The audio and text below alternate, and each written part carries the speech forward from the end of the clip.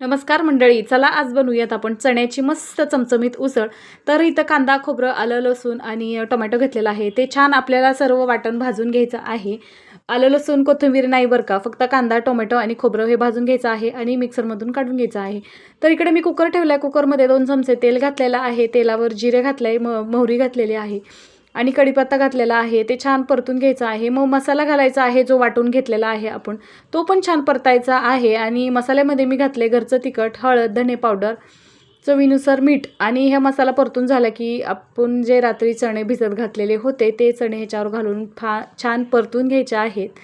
आणि क्वांटिटीनुसार म्हणजे आपल्याला जसं ग्रेव्ही पाहिजे, रस्सा पाहिजे, ह्याच्यानुसार आपल्याला पाणी घालायचं आहे. इथे मी गरम पाण्याचा वापर केला आहे आणि 2-4 शिट्ट्या मी काढून घेतल्यात. बघू शकता आपली उसळ रेडी आहे.